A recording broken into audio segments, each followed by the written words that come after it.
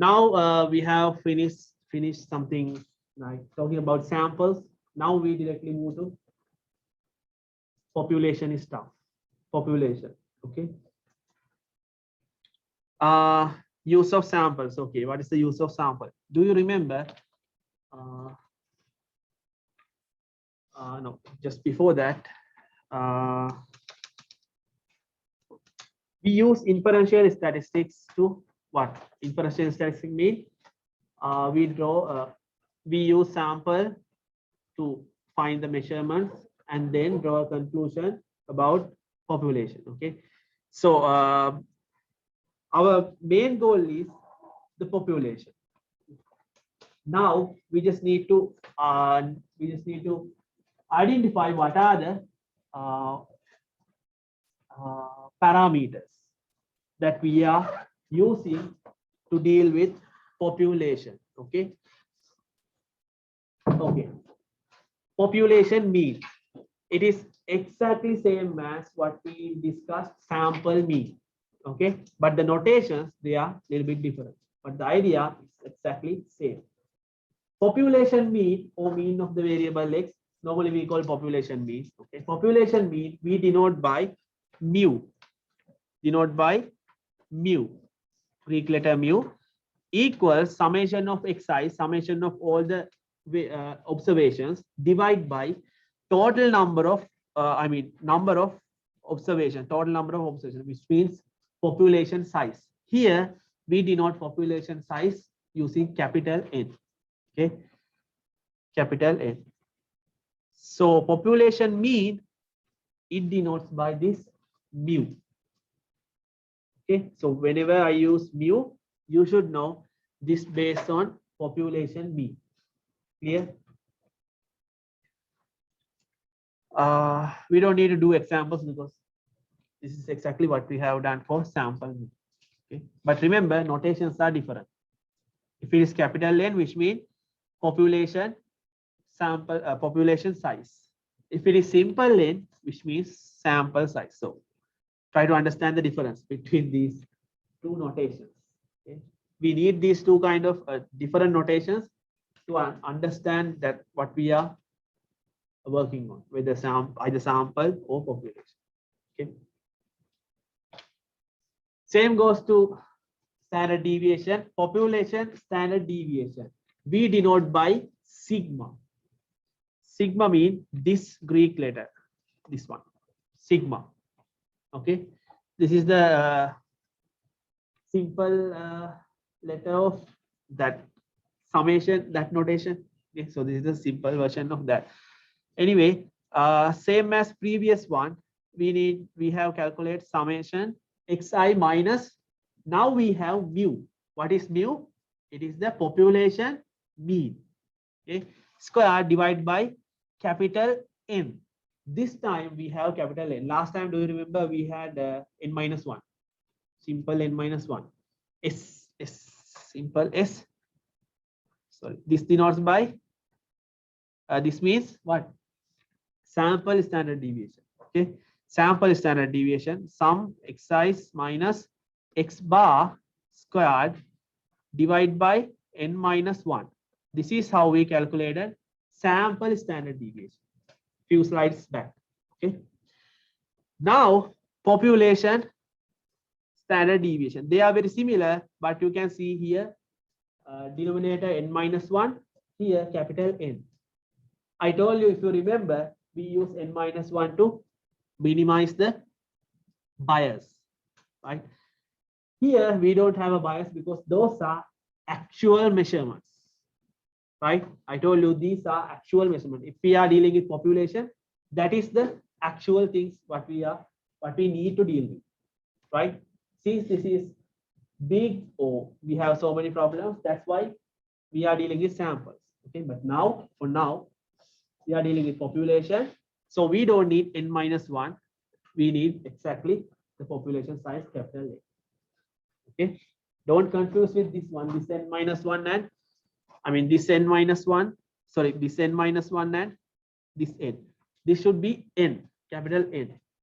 Okay, and here it is mu, same as x minus, x bar. Here we have mean of the population. Okay, so now you know mean and the standard deviation of this population, mu sigma. Okay, so when I tell you what is I mean find the mu or find this sigma, you should know how to do that. Okay, population. Same as before, you can simply do some calculations or just simplify this a little bit and get this version. This version or this version, either one doesn't matter. You can simply apply that. Okay. Okay, let's see. This is the overall picture.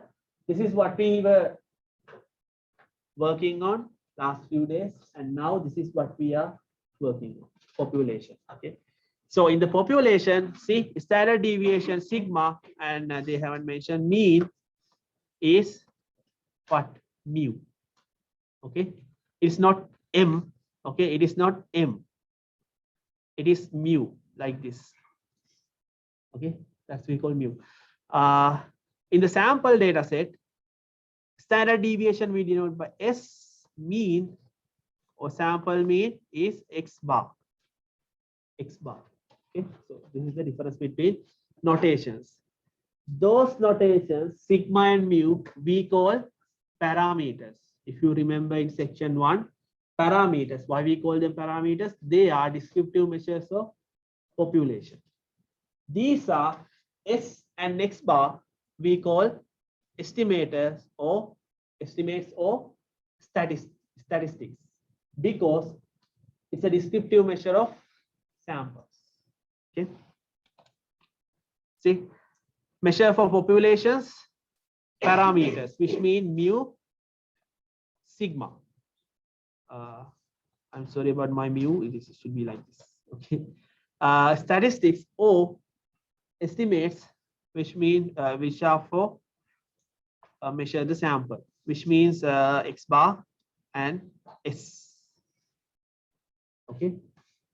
Okay.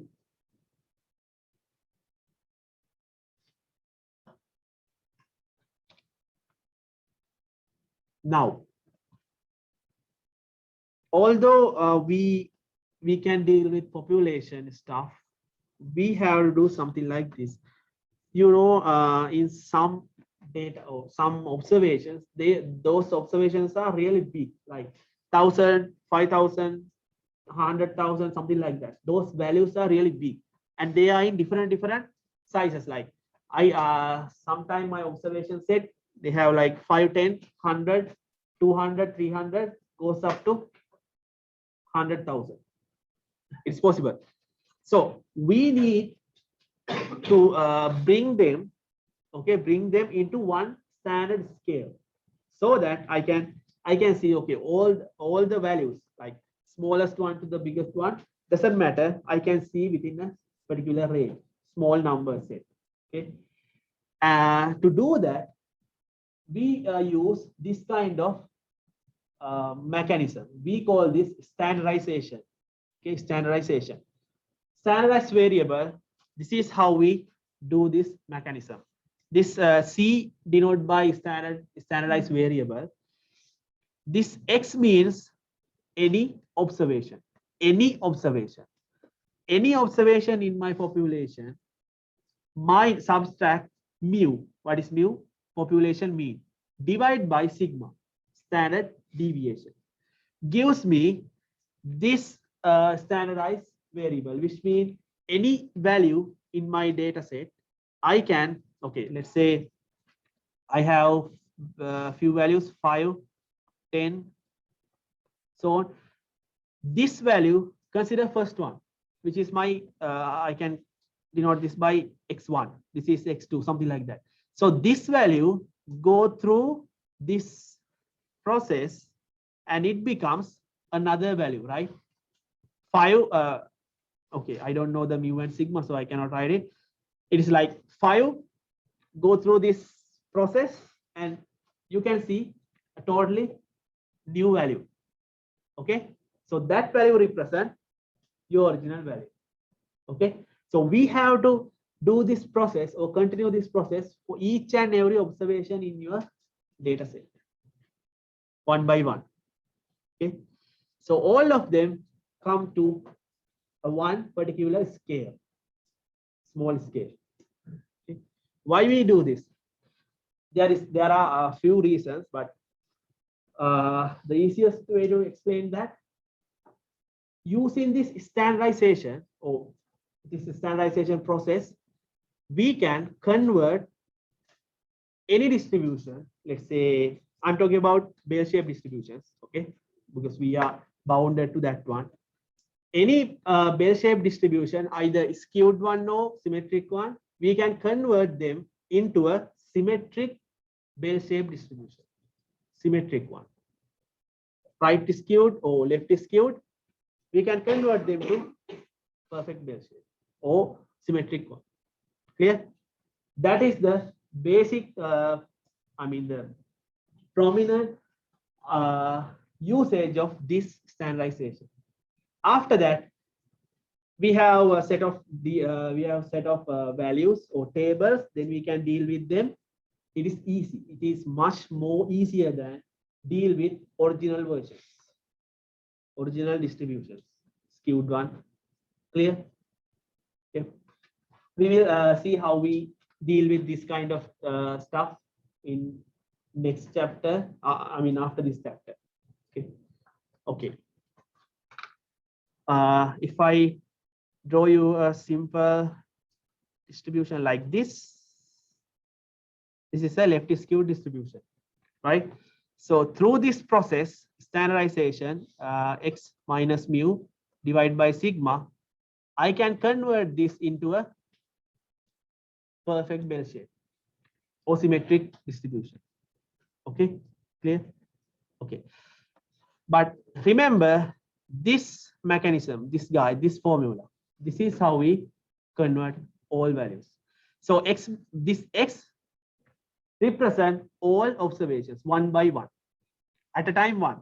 Okay, you cannot put all the values into this x. X is not a vector or matrix. X is just a value. Okay. For example, for this one, 5 minus mu divided by sigma, it's a one value. Then 10 minus mu divided by sigma, another value. Clear? I'll show you this using this example right here. Clear? We call this this C, simple C, we call standardized version of x or standardized variable corresponding to the variable x. Or simply, in next slide you will see, we call this C, it is C scope, Z scope. Okay. All words, it doesn't matter which one you use, it direct to this formula. Okay, standardization process. This is really important. Throughout the course, you will need this. Yes. Exactly. Mu mean population mean. Okay. So this process, you need only those two, not the sample stuff. We are talking about mu and sigma. Okay. This process definitely it requires those two, population mean and population standard deviation. Okay, not x bar and s. Clear? Okay, check this example. We have 5 subjects. What is the variable in this problem? Marks for 5 subjects, because students' marks for 5 subjects are mentioned below. So variable definitely those marks belongs to 5 subjects. Okay? Doesn't matter about the variable. Write down the standardized version of the student's mark. So standardized version of x, my x is this one. So I don't have space, but yes, I have those values. I calculated those values just before the class, and I have those values. Okay, in this case, based on these 5 numbers, mean, which means population mean, because we are talking about population. There are no they haven't mentioned anything about sample. Just this is your data and you have to calculate that. So Yes. So if they don't mention anything about a sample, you assume it's a population. Yeah. Okay, great. Okay.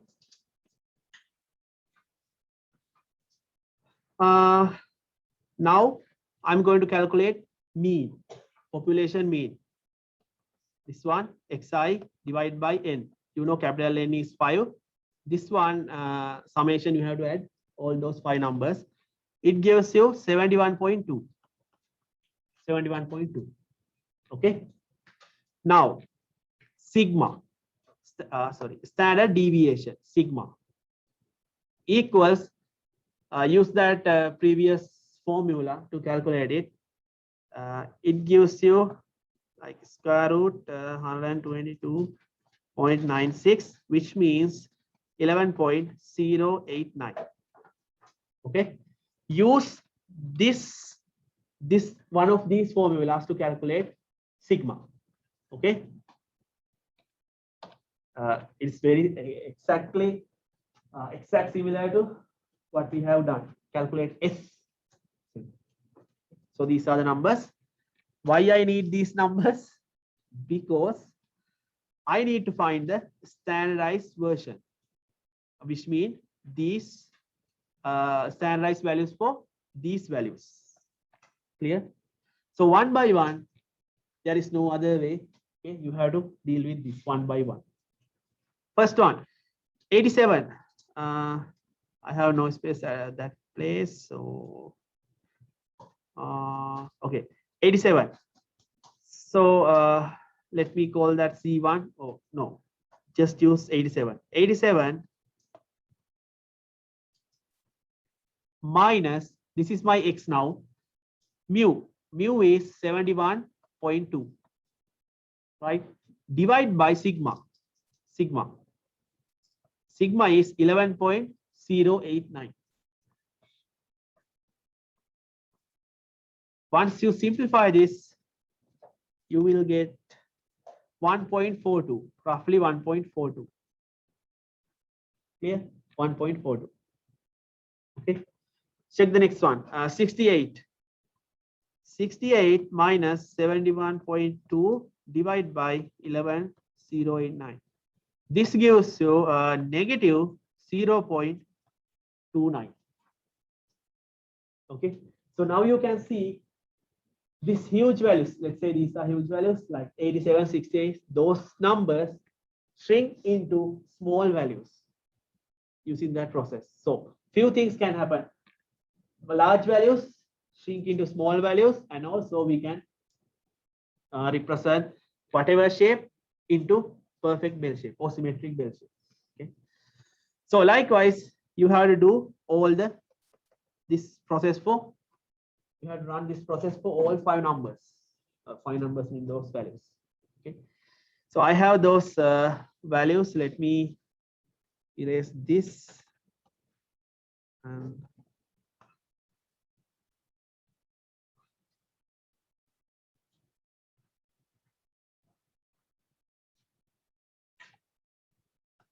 So 1.42, I'm using the same order, negative 0.29, then what? 0.72, negative 1.64, 0.43. Okay, those are the values corresponding to that, those 5 values. Okay, clear? Simply you have to do this process. That value minus mean and divide by variance, standard deviation. Okay, that gives you the value. Okay. Now let's check these values. Consider original values, these 87, 68, those values. So as I mentioned, this is the mean. Okay, this is the mean, population mean. So once you check the first value in this observations, 87 with its mean. So what can you say about the mean and that value? That value is greater than the population mean, right? What about the second value, 68? That 68 is less than its mean, population mean, right? 71, like this. That value, this is your mean. I'm doing by mu. So 68 somewhere here, right? But your 87 somewhere here, something like that. You can plot all these 5 numbers. Just check these 2 numbers, okay? With this new number set, new set. In this case, you can see values are positive and negative. Positive mean values that are greater than its mean, mu. Values greater than mean, mu. Negative mean values which are less than mean, mu. Clear? See, 68, corresponding value for 68 is this one. It is negative because it is less than its mean. 1.42, it relates to this one, 87. Definitely it is greater than, so value is positive. See the pattern? If it is greater than the mean, definitely your C-score value is, I'm calling this one C-score. Okay, you will see next slide. This value is positive. It doesn't matter about the value. It doesn't matter, but we need to consider either positive or negative sign. If that value less than your mean, it becomes negative. Okay. So this is the simple way to explain this process, this standardization process, x minus mu divided by sigma. It does not change anything. Okay. Properties, shapes, it changes shape, but it doesn't change any properties, any conclusion that we can draw after do this measurements or whatever. It doesn't change anything. Okay, only thing is this one convert it to something meaningful. That's it. Okay, that's why we can use we use this standardization process. Okay, very complicated problems we convert through this process. Standardize them, analyze them, then we can interpret results based on this. That results definitely based on its original case. They are not two things, they are same thing, because this process doesn't change anything. Remember that. It converts the shape, that's okay, but everything is exactly like this. See, these numbers, although it changed the numbers, same thing. If it is greater than mean, still it's greater than mean. Okay, using a positive or negative, that's sign. Clear? You will understand, you will familiar with this standardization process once you are dealing with problems. Okay, it's not hard, it's very easy. So this is what I was talking about, the standardization process. That standardized variable we call C-score. Another name for that, C-score. So whether you use standard score, C-score, standardized version of X, doesn't matter.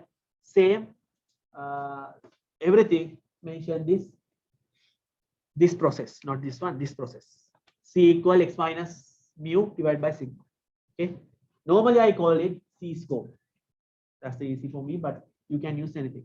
As I mentioned, you can see negative and positive case. See, below, less than the mean, negative, greater than the mean, positive. Okay. Clear? That's all you have to learn from this subsection, C-score. Practical examples or usage of this C-score we will do in chapter 6. Starting from chapter 6 up to chapter 11, we have to use this guy, C-score. Not 11, 10 or 9, we have to use this one. Everything based on this one. Okay. This is very simple formula, but it's very useful. Okay, it's very useful. Find the observation standard deviation. Any questions from that part?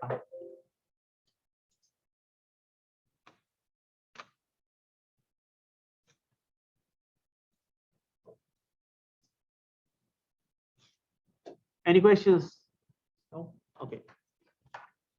I'm going to start chapter 5. Don't worry, this is like very basic stuff. Okay.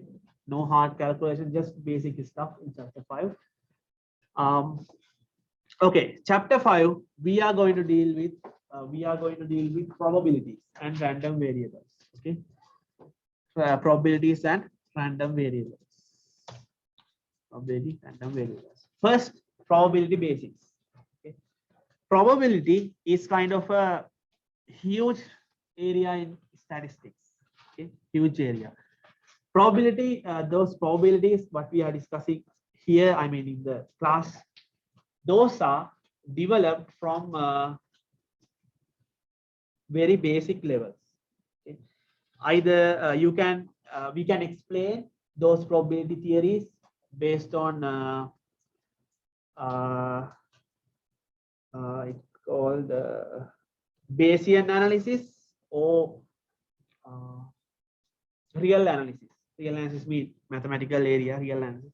So either way, we can explain or we can show the process how we get this formula, something like that. Okay. So those are very based on basic stuff. But here you don't have to worry too much. Just use the basic things what we are using in real life cases. Okay. Probability basics. When we are drawing conclusions when we are drawing conclusions about population based on your sample, that process we call inferential statistics. Okay, inferential statistics. Sometimes we may have errors. Because we are dealing with something and talking about something else. We may have errors. The results what we are talking about may be like uncertain. They're not for sure. We can say this is happening, this much, this value is this much. Okay, because we are dealing with samples, right? So this kind of uncertainty we have to mention in our results. We have to say, okay, this much error can be happen in this result or whatever we are talking about. That's the proper way to address them when we are concluding our results. Okay, so this kind of uncertainty in inferential statistics we call probability theory. Okay, this uncertainty is called probability theory or simply probability. Okay, like the variation in this data set is like, let's say 95%. Okay, which means the variation in this data set. Okay, no. 95 variation in this data set is a value like 5.3, 6.3 something value, and the error is like 5%. So error is 5% based on this uncertainty. Error can be happen. With that error, this value is true. Who knows, that can be changed or whatever, right? So for that, we cannot say a value like 100% precision. We cannot say because we are dealing with samples. I'm talking about dealing with samples. Inferential statistics. I'm talking about inferential statistics. So this probability theory or simply probability tells us the likelihood that the statistical inferential is correct or not. Simply correct with that errors. This much error, 5% error, something like that. We have different word sets to address them, so we'll use them later. Probability. If you remember, I told you when we were dealing with relative frequencies, I told you this one, right? Relative frequency equals to probability.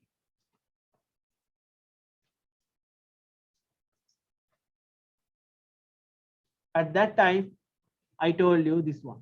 Okay, so it doesn't change. Same thing here. Relative frequency value, that value in between 0 and 1, right? Including 0 and 1, right? Same here in probability, it's in between 0 and 1, including 0 and 1. Clear? Because they are same. If before I go through this formula, if probability is 0, I'm saying, okay, probability is 0, which means that event, I'll tell you what's the meaning of event, is that event will never happen. I mean, it never happen. Okay, it's not going to happen. But probability is equal 1. It equals to 1. It's definitely happen. It's definite event. Clear? This is very similar. I mean, exactly same idea. If you check the weather app, it says like this morning, tonight it will rain. There is a 25% chance of rain. Okay, probability. This much can happen. Probability. Right. Okay. So probability we can define with events. Events mean any real things can happen. Like if I flip a coin, okay, if I flip a coin and I'm telling you, okay, I need to find the probability of having head. So having head is the event that I'm going to look in. Okay, that I'm going to look in at, having heads. Let's say roll a die, one die. So I need to see what is the probability of having one on its face, having one. So my event is having one. So events mean any real world activities that we are activities or things can happen. Things we need to see. Those things we call events in this probability case. Okay, that's why we use these words. Probability of an event. It's gonna be a particular event. Equals number of ways event can occur. How many times that event occurs. Divide by total number of possible outcomes or total possible outcomes. Possible outcomes mean everything that can happen in that particular scenario. Okay, if I flip a coin, okay, consider this example. This is a very basic example in probabilities. Flip a coin. Flip a coin. So what are things can happen? All possible outcomes. All possible outcomes. What can happen here? If I flip a coin, just flip a coin once. Head or tail, either head or tail, right? Normally we denote the head or tail, H and T, right? So these are the possible outcomes. Only two, right? Okay. Now I need to see, or I need to find the probability of having tail. Probability of having tail.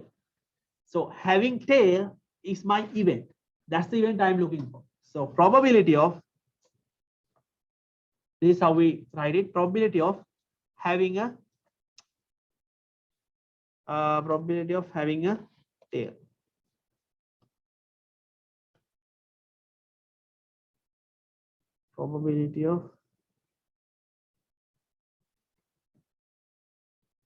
tail or having tail. Okay. Number of ways event can occur. How many ways? How many? Only? No. How many ways event can occur? What is my event? Having a tail. That's the event. So how many times? Yeah, this one or this one, which means here tail means just once, right? Only one. So 1 divided by total number of possible outcomes. Total number of possible outcomes here, it is 2, head or tail. So this is the probability of having a tail, 1/2. Clear? Right? So in this probability calculations, the most important part is identify what are the possible outcomes. What are the all possible outcomes? That's the most important part, because this denominator based on that, right? So you will see a few examples later. That's the important part. Okay. So this is how we deal with probabilities. We should know all the possible outcomes. That you should remember. Okay. Check this one. Here, pair of dice, which means two dice simultaneous or at a time, that's it doesn't matter. This red color mean die number, let's say die number 1, black color mean die number 2, whatever. Simultaneous or two separators, that's totally fine. We can get these outcomes. This represents all possible outcomes if that I can get if I roll two dice or pair of dice. Okay, there are no any other outcomes that I can see if I roll two dice. Everything is here. Clear? There are altogether 36 outcomes. One die, let's say, let's consider the red color one. It has only how many values? Red color one, let's say red color R.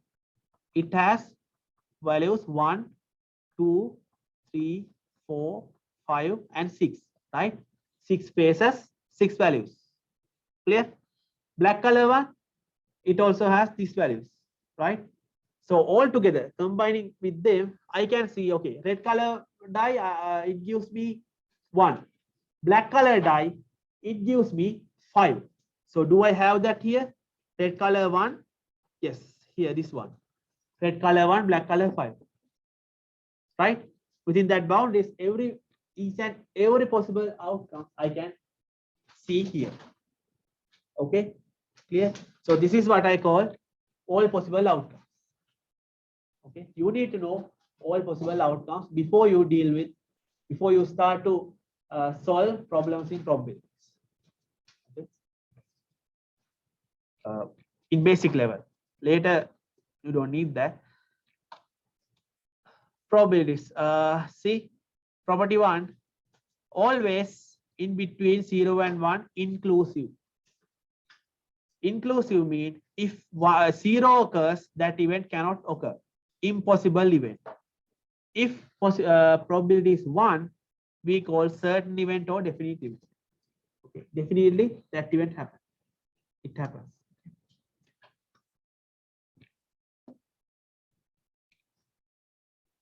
Clear? So in general, probability has values in between 0 and 0.4, 0.3, something like that.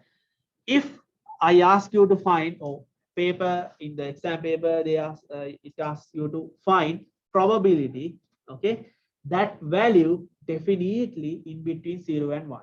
Don't multiply it by 100 and keep it like a percentage. Percentage and probability, they represent two things, two different things. Okay, if I ask probability, it should be probability, not percentage, not a percentage. Okay, I know you can simply multiply probability value by 100%, you can get the percentage.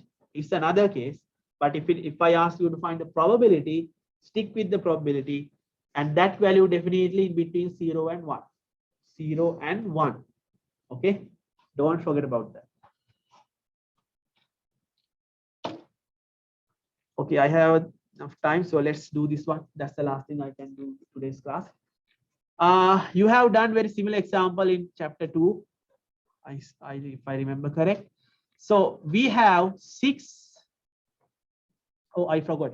When you write the possible outcomes, let's say possible outcomes, always use set notations, because these are kind of sets. In mathematics, we call this sets. So we define sets, or we denote sets using this curly brackets, open, no, close, this curly bracket, this one.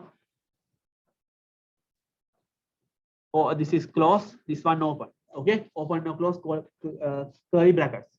So inside this bracket, you can mention your possible outcomes by separating commas. Use comma to separate those possible outcomes. Okay, That's the standard way to denote them. Okay, let's do this one. We have six students. Yes. Okay. Use their capital letters A, J, B, M, like that. Possible way. Okay. What are the possible ways? We need all possible ways. Select the sample of this much pair, 2 people. Okay. So how we can do that? Open, right? First, 1, 2, 3, 4. I don't have that much space. So first, I'm going to cache A. So with A, I can pair J. I'll put commas later. Okay. With A, B, A, M, A, E, A, O. Okay. Then next J. It doesn't matter. Order doesn't matter. Okay, because me and he or me doesn't matter. Okay. Then J with B, J, M, J, E, J, O. Next one, J, B. With B, it can be O, sorry, it can be M, B, E, B, O. Last one, I have no space, so let me write it here. With E. Oh, sorry, not E, M. So with M, M-E, M-E, M-O. Last one with O, with E, it is E-O, right? Those are the all possible outcomes that I can pair. So my close, it's here, okay, closing the bracket. So you can separate them by using commas like this. Like you can write it like a line or few lines. That it doesn't matter, but use it's like this, right? There are 3, 5, 9, 10, 15. There are 15 all possible outcomes. Okay. Now find the probability. Oh, this is okay. It's done. Find the probability that we obtain MR and Olvia, E and O. So E and O we can find only here, right? Just once. Probability of E and O. This is my event. This is the event. Probability of this one. So possible outcomes 1, right? Just once. This one only. See, this one only. So 1 divided by total number of possible outcomes 15. So this is the answer. Check next one. Find the probability. Okay, probability within brackets. We define our event. This one. Mason is included. So M is included. Right? So this is my event within bracket. It's the event. So Mason is included. How many? M should be there. 1. I can see 1, 2, 3, 4, 5. Right? It doesn't matter the other one, but M should be there. So there are 5. Divide by all possible outcomes 15, which means 1/3. So this is the probability of M is included. Clear? Sorry.